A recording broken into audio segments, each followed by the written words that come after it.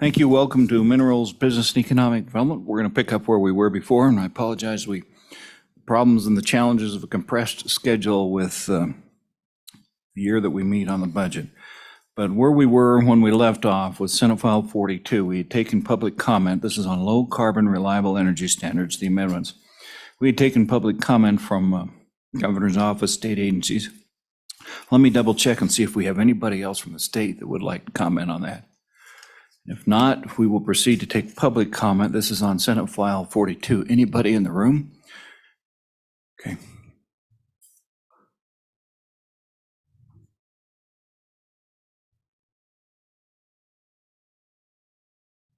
Thank you, Mr. Chairman. Shannon Anderson on behalf of Powder River Basin Resource Council and our project, the Wyoming Association of Ratepayers. I normally do not prefer to read remarks, but I know your time is short and I can go on for quite a while regarding the topic of House Bill 200. So I thought I would write something out to keep me on script. Our organization is actively involved in utility issues in multiple forums. And I personally have been working on these topics related to coal-fired power plants in Wyoming for over 16 years.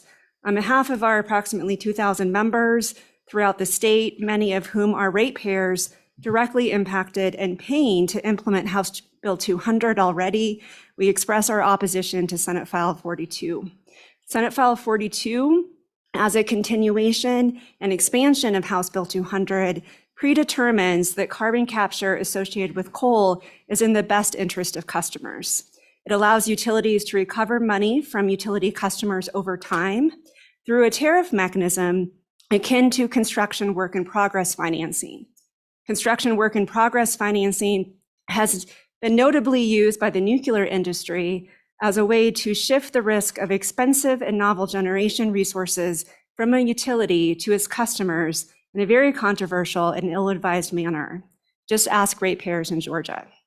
What's worse is now under the proposed language on page 5, Romanet 3 of Senate File 42, this explicitly says that not only final construction and operation of a carbon capture unit is in the best interest of ratepayers, but the costs of all work up to the point of operation, including analyses, engineering studies, pilot projects, and other testing and experimentation that can be recovered by ratepayers.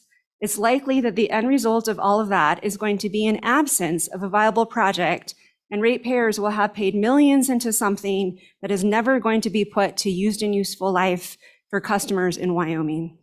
That is why stakeholders worked hard to get limiting language in the House Bill 200 rules that carbon capture won't be required if it is economically or technically not viable. To put the pre-commercial numbers in perspective, a pilot project at the Dry Fork Power Plant just got awarded $49 million to test out the capture of a mere 158,000 tons of carbon dioxide per year. It is possible that it will work out and ultimately become commercially viable at a larger scale from a technical and economic perspective. It is also possible that it won't. And of course, Dry Fork is the best suited coal plant in our state and perhaps the nation for carbon capture. If it works there, it doesn't mean it can necessarily be replicated at other coal plants at the same cost, including at the ones that are mandated for carbon capture under House Bill 200. Not all coal plants are created equal, and every single coal unit in the state tells a different story on cost, reliability, water consumption, and environmental compliance. Many coal units are co-owned, with 2 or more utilities responsible for decisions and compliance actions. Many coal units have been operating for 40 or 50 years and are merely at the end of their operating lives. And some coal units are under federal or state orders to stop burning coal to meet environmental compliance obligations. I shared with you via email an editorial from air quality engineering expert Ron Smith, published in WyoFile this week. Ron has a long personal history with coal plants, including gasification projects and carbon capture in the US and internationally. His conclusion is sound advice for you as you craft state policy, and that is coal plant carbon capture is pre-commercial and ill-suited for regulatory mandates. As you know, there are significant federal and state dollars available for utilities and third parties to do the front-end testing and research for carbon capture. You have provisions in the budget bill before you to do just that. Our recommendation to you is that you vote down Senate File 42 and let the final stages of House Bill 200 play out as we discussed in Gillette. Utilities will be filing final plans next month, and depending on what they say, we can either move forward or perhaps more likely, the experiment that was House Bill 200 will come to a close.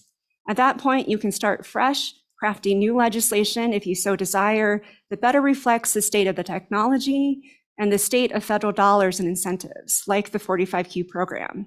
Trying to fix House Bill 200 is a lost cause, in our opinion, and it will cost Wyomingites real money.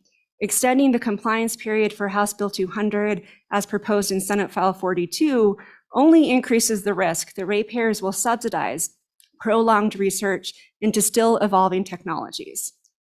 To respond briefly to a point made on Wednesday, and one we repeatedly hear in defense of House Bill 200, it's important to note that only Wyoming customers will pay for the cost of House Bill 200's regulatory mandate. Oregon does not merely have a low carbon standard, it has a no coal standard. And they have no intention of walking that back anytime soon. And even customers in the more coal-friendly state of Utah, which is the largest customer base of our state's biggest utility, will not pay for House Bill 200.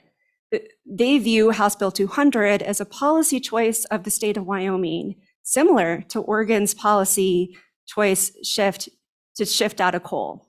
Unless coal with carbon capture somehow by a small miracle in technology becomes a least cost energy resource selected through integrated resource planning, no one else is coming to the table to help to pay for this.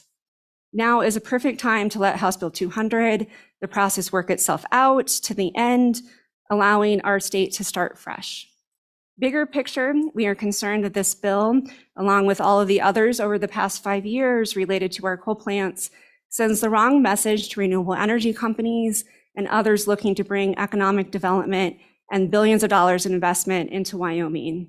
This bill, like the ones before it, say Wyoming is not all of the above when it comes to energy, is rather picking winners and losers, and the only winner is coal. To drive this point home, Mr. Smith notes that the new emissions rate proposed in Senate File 42 is easily achieved by natural gas combined cycle without carbon capture at a fraction of the cost.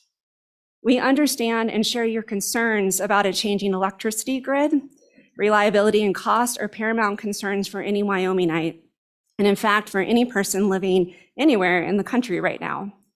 But the bill before you won't help solve those problems. It will instead hold our state back from working together proactively with our utilities, other states, and other key stakeholders. We ask that you vote against Senate File 42, and I stand ready to answer any questions you may have. For me too, who you're representing, I missed that at the very beginning. Oh, sure. Mr. Chairman, Powder River Basin Resource Council. Thank you. Yep. Okay, missed that part. Okay, thank you. Let's, any committee, any questions for our witness? Go ahead. Thank you. Ms. Anderson, one concern that I've heard with House Bill 200 as structured is that there's ambiguity around the language of whether the 2% cap ends up controlling or whether on page 6 of the bill, that last portion of the paragraph on lines 10 through 15 end up controlling, where you've got a notwithstanding any of the provision of this section.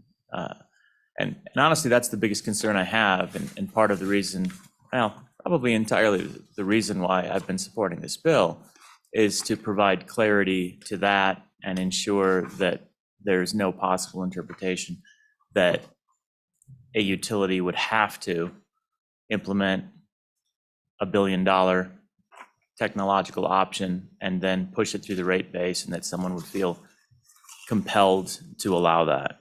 What are your thoughts? Go ahead. Mr. Chairman, Senator Rothfuss, that's a great question. So you might remember the original House Bill 200 did actually have $1 billion number in it when it was introduced in the House, and that was struck down, and this language has been put in place. It is very ambiguous, and we firmly believe that a utility has a right to be compensated for expenditures that are adds a policy requirement in the state of Wyoming. That's what House Bill 200 is. It's a regulatory mandate. If utilities comply with it, they have a right to recover those costs. And so the 2% language, we believe, does not limit what utilities will ultimately be able to recover from customers.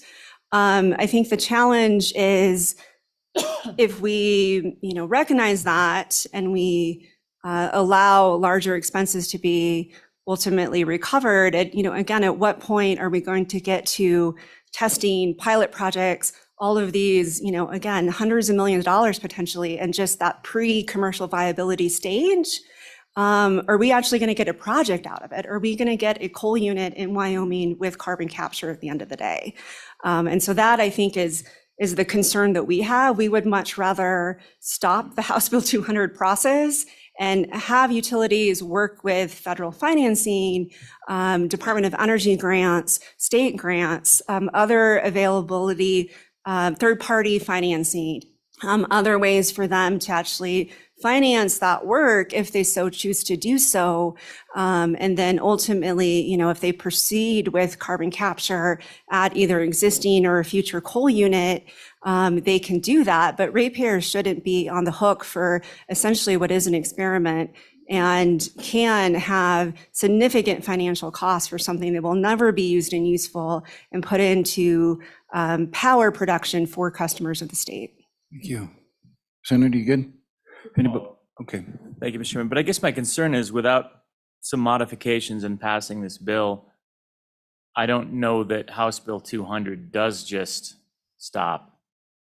Yeah, and Mr. Chairman, Senator Rothfuss will know after next month.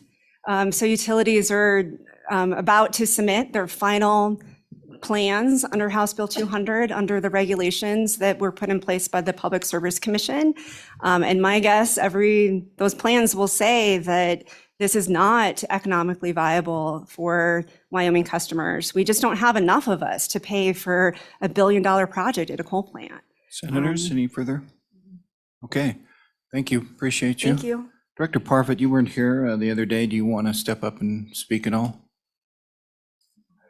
Okay, just checking with you, sir. All right, any further public comment? Oh, go ahead.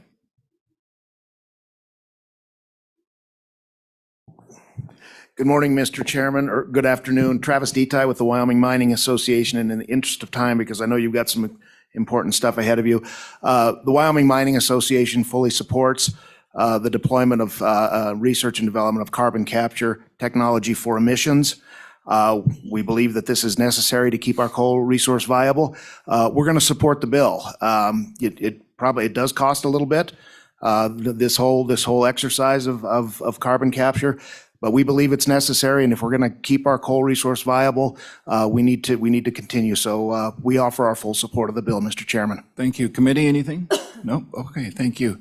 Anyone else in the room? Anyone else in the room? Okay, let's go. We've got two on Senate File 42. Let's go to Buffalo first. Mr. Chairman, I'm bringing him in the room now. Okay, and then Kemmer, you're on deck, so be ready. Carrie Egan, Buffalo.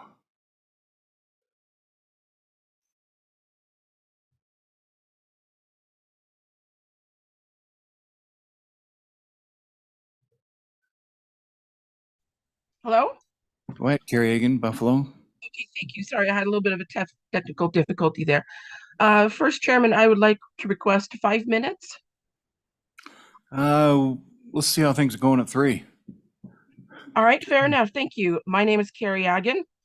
I am a retired geologist, formerly with the Bureau of Land Management. I have 2 degrees in the geosciences, both from the Colorado School of Mines.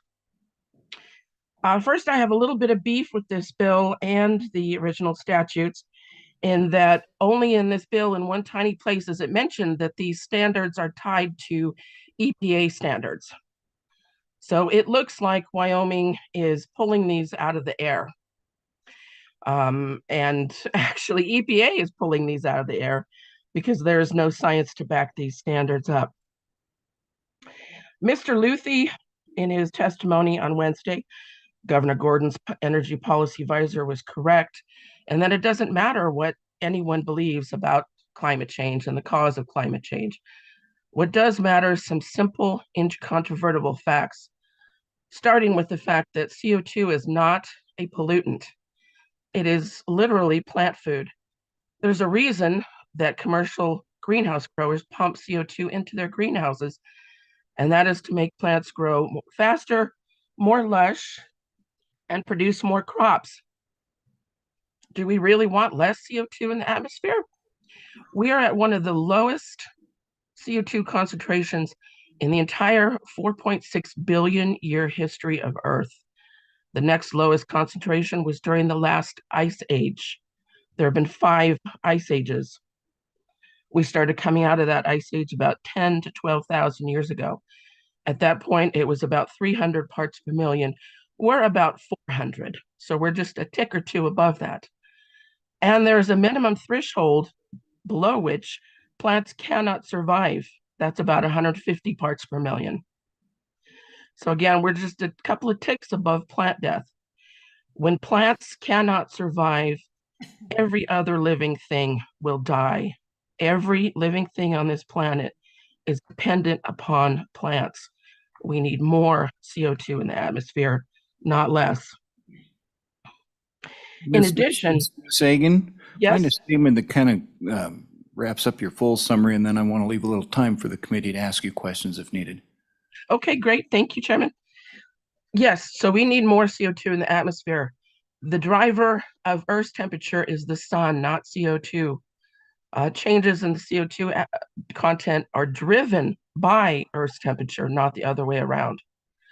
So any and all efforts to reduce the amount of CO2 in the atmosphere is not even folly. It's costly, dangerous, and deadly. It's already cost people lives.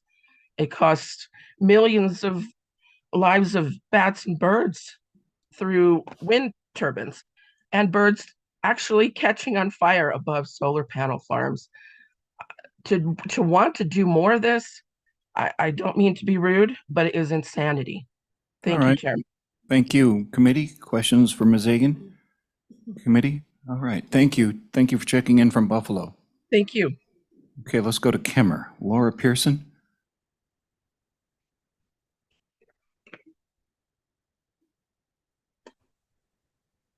Can you hear me? Yes. Go ahead. Hello, Mr. Chairman and members of the committee. My name is Laura Pearson from Lincoln County. Proceed. Go ahead. I am opposed to this bill. If you listen to Senator Steinmetz's hearing held Tuesday night, the real scientists say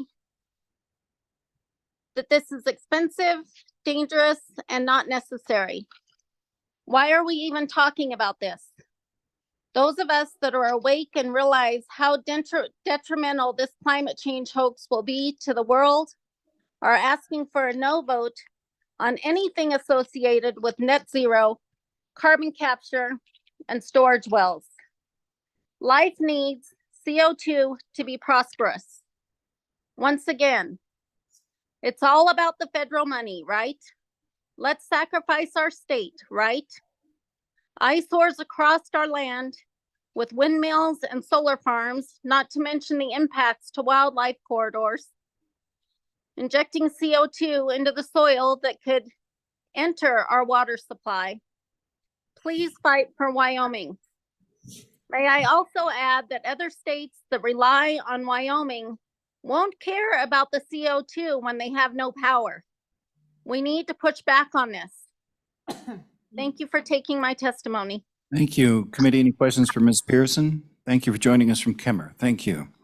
All right. There being no more comments, this time we've covered both in the room and out across state. Senator? Just very briefly, for the record, I'll note that the vast majority and the consensus among scientists remains that CO2 leads to climate change. Thank you. Any other from the committee? Okay. Committee, at this time, we're going to, I'm going to call for a review of the bill. Let's Let me just note for those who are out there and waiting for limited mining operations, the odds are that you're not going to have your opportunity today. I apologize. We're just trying to get things done up on the floor. But the banking division, because they were very patient, have been shuffled around multiple times. You're in the room, you're going to get some time. So committee, what's your pleasure with the bill in front of us? We got first and second. All right, let's go through the bill. Mr. Chairman, Go ahead. I move on page 2, line 18. I don't know if my mic's working, but I think this is a staff amendment. 25 should be 26. That's just a catch. Everybody got that? Page 2? Okay, 18, staff got that. Continue on, Senator. Do you want to vote on that one, Mr. Chairman? Oh, yeah, all those in favor of this amendment, say aye. Aye. Those opposed, nay. Mr. Chairman, I move on page 3, line 18 to strike 2038 and insert 2033. Thank you. All those in favor, say aye. Aye. Those opposed, nay. I'm not going to ask for seconds on the amendments for an interest of time. Go ahead to page 4. Page 5. Mr. Chairman, Go ahead. I move we strike all the inserted language on page 5. Okay, move second. All right, all those in favor, say aye. Aye. Those opposed, nay. And motion passed. Staff, you keeping up with us? Page 6. Mr. Chairman, Go ahead. I move that we strike all the language on lines 17 and 18, or the additional proposed language. Okay, all those in favor, say aye. Aye. Those opposed, nay. And Mr. Chairman? Let's go ahead, Senator. I move that we strike on page 6, lines 11 through 12, the words notwithstanding any other provision of this section. Got it? Okay. Thank you. All those in favor, say aye. Mr. Chairman? Oh, go ahead.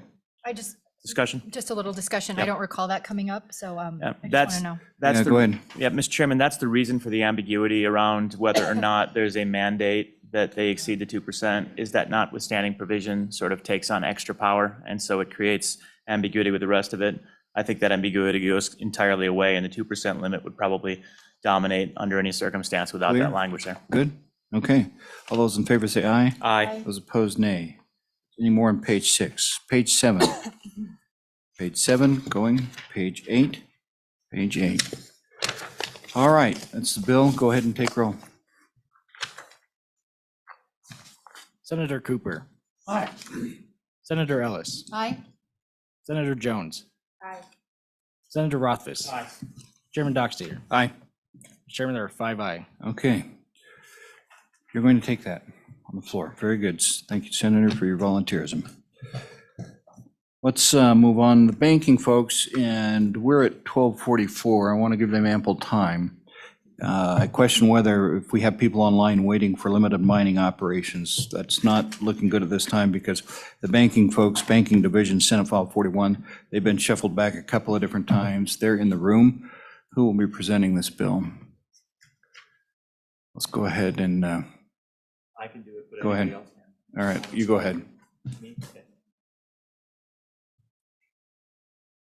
All yours, Senator Rothfuss.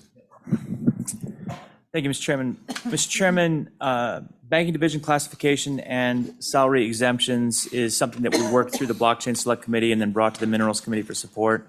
You'll recall from the discussion that there was a concern with, and we'll have the commissioner come up and talk to this concern, with the Banking Commission having the capacity to implement some of the new programs that we're putting into place because they currently have some vacancies in their staff.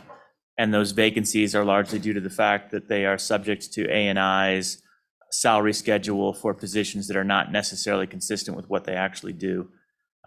We ran this legislation a few years ago. The governor vetoed it with the assurance that it would be addressed. And to some degree, it's been addressed, but those that has led to really some slow results. And we're at a point now where we have some significant interest and potential rapid growth that cannot be accommodated with the existing system. So this provides flexibility for the banking commissioner, and I have an amendment here, I'll get to that in a moment, for the banking commissioner to work with the governor to develop appropriate classifications and hire appropriate staff as needed to meet the interests of the banking division. One thing I'll note before we bring up the commissioner to have him walk through is the fact that the banking division is internally self-funded through fees. It's not general fund. So they work on how much they charge for those fees so that the state chartered banks that are already in play, as well as other other regulated financial institutions, all pay those fees to the state so that they can be regulated effectively, quickly, efficiently. And that's something that they desire as well. So while there's an interest in a scale up, there's a common desire that I think we'll hear in public testimony for having very responsive division of banking and very high quality members of the division of banking, because you're only as good as your regulators in terms of your reputation. So we need to ensure that we have high quality regulators. Mr. Chairman, the last thing I'll note is that I do have a little budget amendment here for how this bill will play out. It's 2 pages. I'll pass a few down. Sorry about that.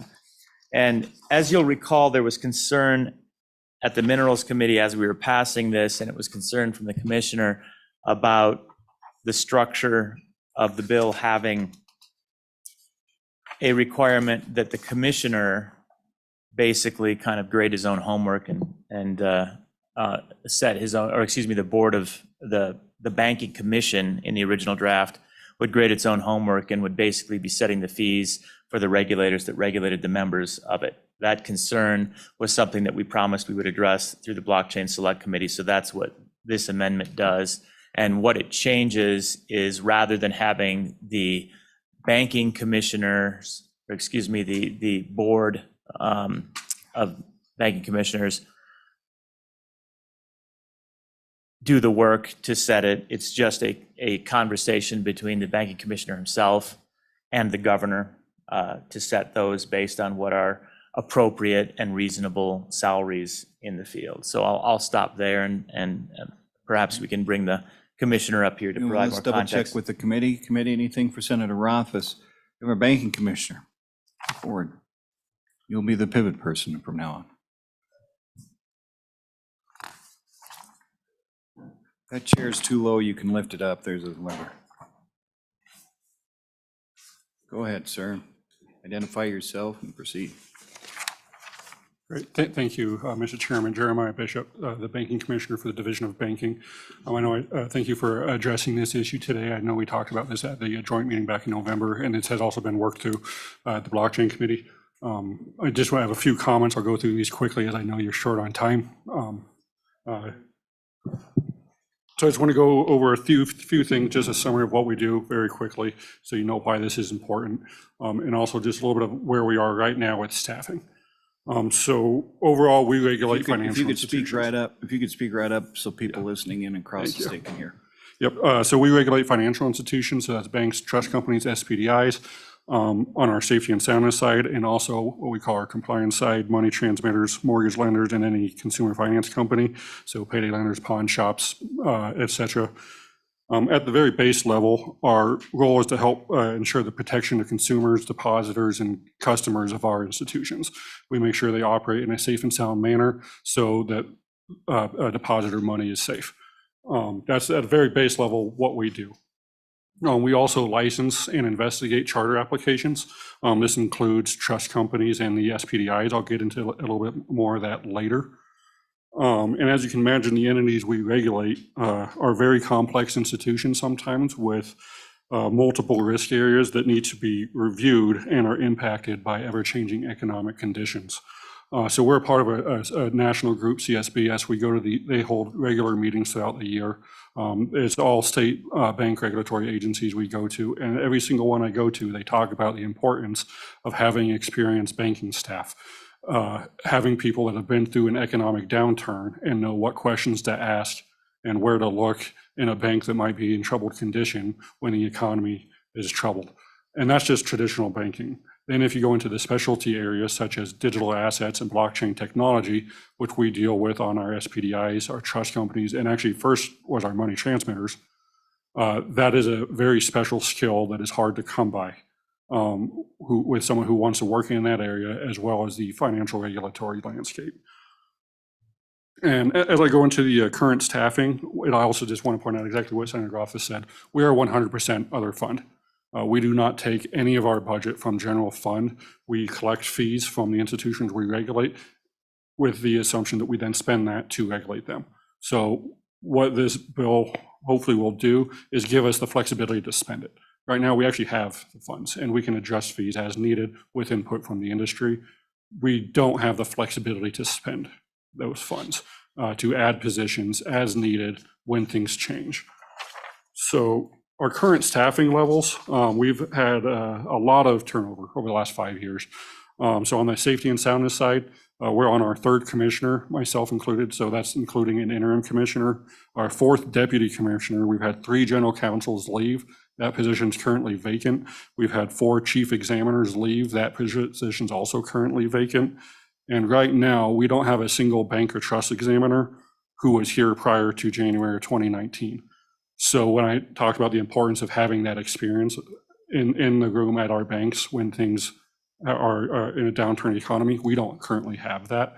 And the only thing that fixes that is either time or recruiting from other states who have, or agencies who have this experience. I will say, I was in a conversation a year ago with an examiner from another agency in a different state who wanted to come here. This person would have brought over 20 years of experience. He approached me, he wanted to come work with us.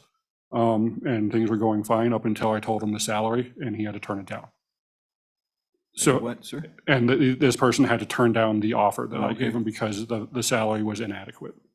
In So- comparison to other states, go In ahead. comparison to the same, it was the same job this individual had been doing for over 20 years, just in a different state.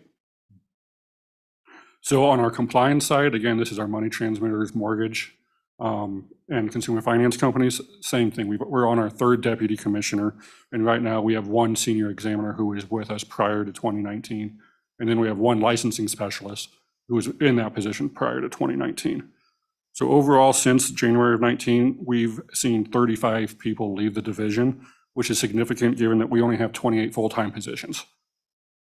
While there's multiple reasons for the turnover, including the fact that we went through a pandemic, the most common reason for people leaving when they do leave, we do exit meetings with people who leave. The most common reason is salary and travel. And most of the time they said they would accept the travel with a higher salary. Another thing that happened in 2019 that significantly changed our duties and responsibilities was the introduction of the SPDI and digital assets.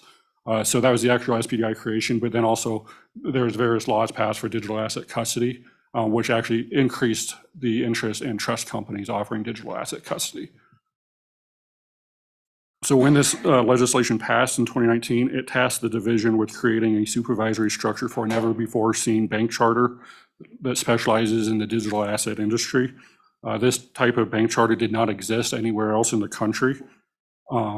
There are other similar, other states who have passed similar charters. It's not a bank though, to try to regulate this space. So when this bill passed in 19, it gave the division 4 additional senior examiner positions. However, it did not make any changes to existing salary or classifications.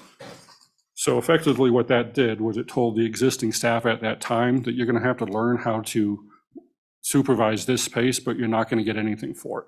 I can personally say I was a senior examiner at that time. That's a hard pill to swallow. I'm one of 2 people who stuck around to actually see this through. The other one is our current deputy commissioner. So an area of concern that's also been discussed over the last, I'd say, 18 months, specifically with the Blockchain Select Committee, is our ability to process charter applications. So when a trust company or an SPDI wants to obtain a charter, they submit an application to us and we process that, and then we send it to the banking board. So due to our limited staff right now, we can effectively process 1 official application at a time. While we can look at multiple companies and draft business plans at a time, once a company is ready to make the official application, we can really do 1 here in a while, just because we do have a backflow. We're going to do 2 just because we need to get through them, and we're going to see how that goes doing 2. But right now, it's a very much bottleneck problem. And so during the interim, we've been discussing what happens if we were to have multiple SPDI applicants at one time. What could we do so that we don't create this bottleneck? We've been discussing it both internally and with the governor's office and members of the legislature of options we currently have. We're actually currently working on getting those started. One of them is adding temporary positions to help us process these applications. And then once we get through kind of a backlog of applications, we could then get rid of those temporary positions. Another option is to do an RFP for a third-party contract to conduct these investigations on our behalf. While those are viable options, they do take some time to get through that whole approval process, and that's what we're currently working on, is just getting ready in case we get this inflow of applications to get as far in the process of either adding temporary positions or an RFP as we can, just to maybe cut a month or two off of that timeline. But one thing that neither of these do is address then the ongoing supervision examination responsibilities we would then have if we were to receive a large number of these applications. Assuming they all obtain a charter, that increases our supervision or responsibilities significantly. So just kind of go over quickly on our staffing requirements for exams. For trust companies, we can come up with a relatively easy formula for how many examiners we need for so many countries, because most of those companies, if it's a traditional trust company, those exams are fairly straightforward and are generally the same exam. So it's roughly 3 examiners for every 15 companies. However, I've been trying to come up with a good formula like that for banks, and I can't do it. The reason being, it varies widely based on the size of the institution, the complexity of the institution, and also the condition of that institution. For example, if you have a small bank, they're on an 18-month cycle. We have contracts with our agreements with our federal regulators to alternate examinations. So if it's an 18-month cycle, we go in every 3 years. So that bank will require approximately 8 bank examiners every 3 years. Now, if that same institution becomes troubled, whether it's an internal issue or an economic downturn, that every 3-year mandate turns into every 12 months full scope exams that we have to participate on with 6 months of visitation. So instead of 8 examiners every 3 years, it's 8 examiners every 6 months. So you can see why, if there's an economic downturn, our responsibility grows, I'd say exponentially. Same thing, if we have a large institution that goes over a certain size threshold, same thing, instead of every 3 years, it's an every 12-month cycle as joint with our federal examiners. So like I said, currently what we do, we have to staff current bank examinations with our federal agencies. We don't currently have trained examiners in all the areas that need to be reviewed. So we work very closely with the federal agencies to assist us on our normal bank examinations. Okay. For SPDIs, there is no federal agency. We are the sole regulator. So as we get a lot of these, we're the only ones doing this. Sir, let's, we're at the top of the hour. Yes. Do you have much more? That was actually, I just have one sentence to sum it up. I'm going to let you have that one sentence I summary. appreciate it. So just anyway, this is just overall just reasons why we need flexibility. We have the funds from our fees. If we get a lot of SPDIs, they pay us the fees. We just need the ability to add examiners as needed in case there's a large increase in number of institutions or an economic downturn. So that's what we really need, and that's what I think you are trying to address. Sir, this bill and this amendment addresses it? Does it take care of what you need? You just described a difficult scenario. You're talking about the lack of professional people in one of our key regulatory agencies. So you've read everything, that does what it needs to do? Yes, Mr. Chairman, I haven't actually read this amendment. However, from the summary of it, that was my main concern, was that conflict of interest with the banking board. I understand the amendment would then put that under the duties of the commissioner in consultation with the governor's office. If that is what it does, I think that would give us the flexibility to add positions when needed, knowing that there's a second level of approval that I can't just go do what I want to and increase spending. I think that's what's important. So I believe so. Committee, questions for Commissioner Bishop? No questions. Thank you. Let's call for people in the room to testify in the room.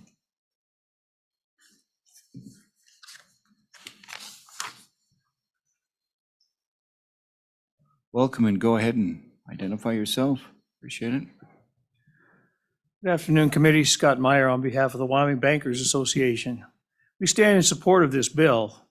And without belaboring any other points that have already been made, I will tell you that this is important to us because it's our reputation with the other 49 states and with the federal government. We have to have good regulators, and so that's why we've been pushing on this so hard. It is, as I say, it's our money, we have to spend it according to how the legislature and the administration says how it is, which is fine. But we are willing to do whatever it takes to make sure that we have good, solid regulators in this thing because it reflects on our abilities as well. Mr. Meyer, you heard the amendment. Are you comfortable with that? I won't die on that hill, Mr. Chairman, but I'll tell you, I don't support that. Okay. That state banking board is a number of people, including trust officers and everything else. They can look at this. It still has to be approved by the legislature. It still has to be approved by the governor. So I think more eyes on this and more people discussing what those people ought to be and how much they get paid is imperative and probably better than having just two people. Okay, thank you.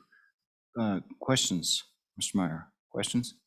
All right, thank you, sir. Appreciate it. Thank you, Mr. Chairman. Further comments in the room? Further comments in the room on this bill? We are on, those listening, Senate File 41, Banking Division Classification Salary Exemptions. Further comments? Okay, we have one online. Let's go to Jackson and Albert Forkner.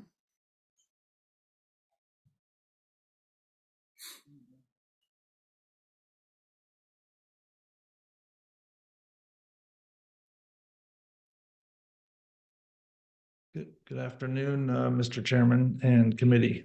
Welcome. Go ahead. Thank you, Mr. Chairman. So I'm here representing Two Ocean Trust, a Wyoming state chartered trust company that's regulated by the Division of Banking. Also speaking today on behalf of the Wyoming Trust Association, which represents the thriving and growing trust industry in Wyoming, many of whose members are also regulated and supervised with the Division of Banking, and we are in support of this legislation.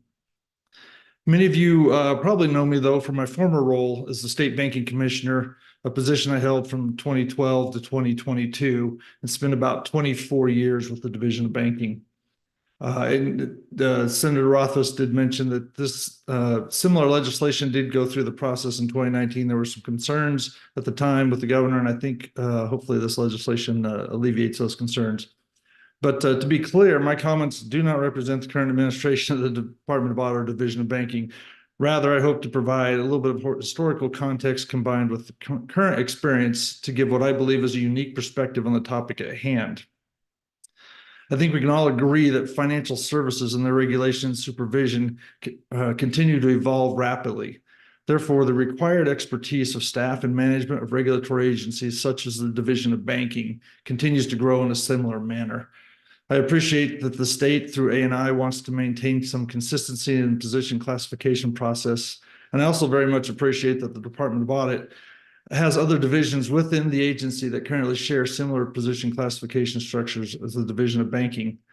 However, unfortunately, the current classification and corresponding compensation structure is not working as it does not appropriately foster attracting and maybe even more importantly, retaining skilled financial institution examiners and licensing staff. There are distinct differences in duties and expertise and authorities required between financial institution examiners and auditors, and the job classifications should reflect that. The commissioner noted all of the institutions that the Division of Banking regulates and supervises, so I won't rehash that, but many of these companies are also classified as fintechs or financial technology companies. So think heightened information technology and cybersecurity risk. And the special purpose depository institutions, as well as some of the fintechs, are very much involved in the digital asset space. So you can imagine the knowledge base required to supervise these activities. Specific to my company and the Wyoming Trust Association members, trust regulation and supervision requires its own unique skill set and specialized training separate from bank examiner training. And for a company like Two Ocean Trusts, combining fiduciary activities with digital asset custody exchanges, an institution, the risk profile changes considerably, therefore requiring enhanced examiner expertise. Additionally, for all the consumer finance providers operating in Wyoming, the non-deposit examiners play a key role in protecting Wyoming consumers. Each year, there are tens of thousands of dollars returned to Wyoming consumers as a result of the Division of Banking's examination authority. Remember, many of these are fintech companies too. When I was the banking commissioner, I wanted a well-trained staff that could appropriately examine the institution under the division's supervision, as well as work side by side with federal regulators and not have to take a back seat. To that point, it's important to note that many of the institutions chartered and licensed by the Division of Banking also have a federal regulator, sometimes multiple federal regulators. So Division of Banking examiners interact with them on a regular basis, and we all know the resources available to federal agencies. It takes at least 3 years to train an examiner so that they can be proficient in their job. But equally as important is a time on job that provides hands-on experience. So retention is important to gaining that experience. As I mentioned, my company, Two Ocean Trust, is a Wyoming chartered trust company. We serve high net worth families and individuals managing generational wealth.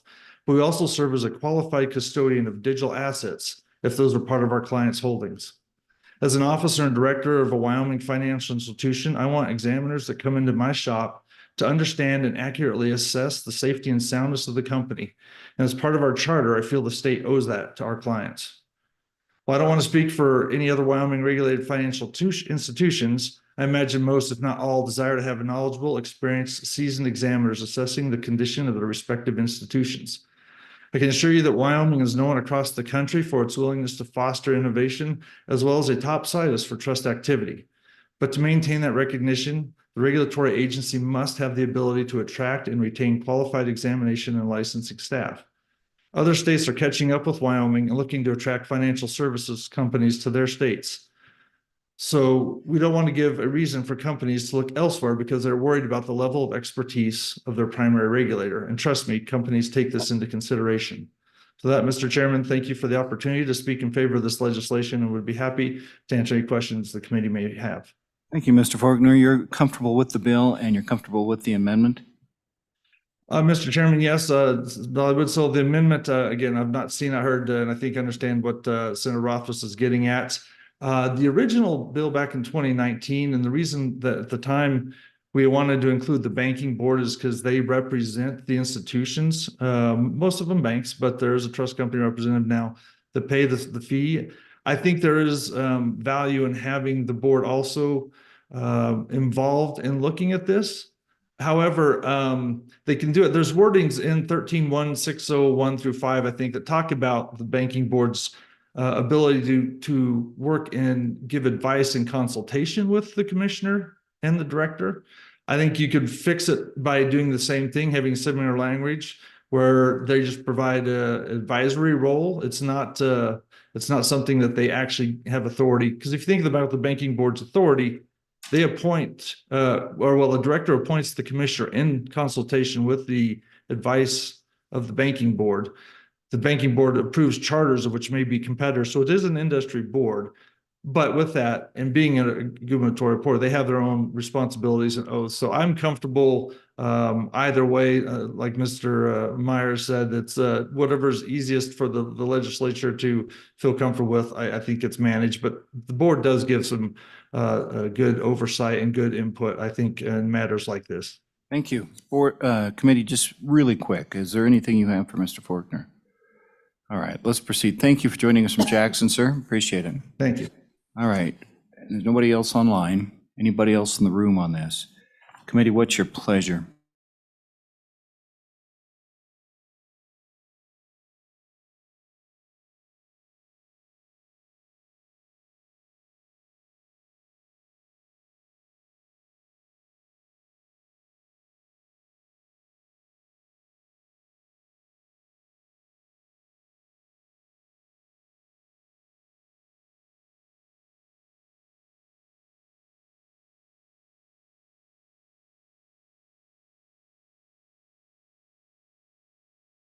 Promised the Minerals Committee when we passed this bill that I would bring this amendment, we would work on this amendment because this was a concern that was raised by the Minerals Committee. So I think it's important, honestly, that we move this forward, then might work on it afterwards. Would you have some discussion with Mr. Meyer if we proceed then? Yep, and I was going to say second, if the banking commissioner was the one who raised the concern about him feeling like he's in a position of conflict of interest, I think that's a really meaningful thing. And third, I believe this was mentioned in the veto letter as well, if I'm not mistaken.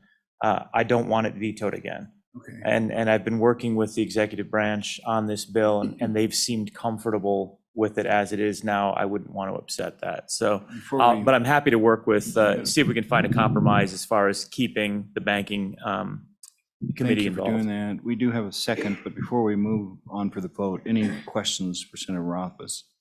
Okay, this is on the amendment, which essentially replaces a bill. All those in favor say aye. Aye. Those opposed nay.